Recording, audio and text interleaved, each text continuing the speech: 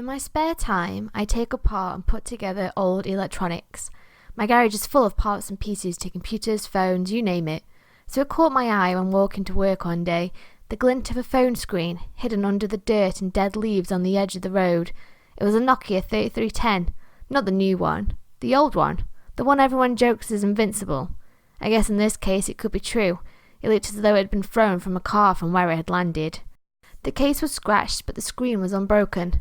It wouldn't turn on, but that wasn't a surprise. I decided since it was in the dirt, I might as well take it home. If I could turn it on, maybe I could find the owner and get those good citizen brownie points. After work and back at home, I got my tools and had at it. There was nothing wrong with the phone from what I could see. I charged the battery and in no time, it turned on. Unfortunately though, the phone had factory reset. There were no contacts, no ringtones, not even Snake, which was the biggest disappointment. I wasn't sure what to do with it now, with no way of finding the owner, so I just left it with my other electronic projects and went to bed. I slept uncomfortably. There always seemed to be something poking me at an angle. I woke with a stiff neck and an aching back. I blamed it on poor sleep and leaning over the Nokia all night. My day went as usual, though my neck pain worsened. Expected from sitting at a desk all day. That night I went to bed early, hoping to get more sleep. I woke with a start in the middle of the night, and for the first time in my life I fell from my bed, banging my head on the bedside table. Left me with a black eye and a raging headache come morning. On my way to bed that evening, I tripped over my laptop cable and twisted my ankle. By now I was freaking out. I looked a mess, was aching all over. I had injured myself every night since I had brought that phone home.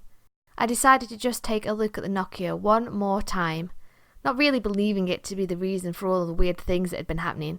Just as a distraction, I told myself, from the aches and pains.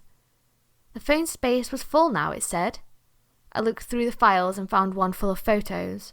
The phone had no camera, so where had they come from? The photos were dark, pixelated. It was impossible to see the details. There were 7 photos. 2 photos of a bed. I recognised that, I thought.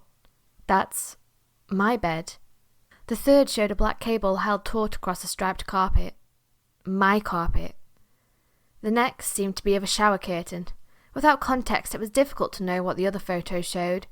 But the last photo made me slam the phone onto the desk.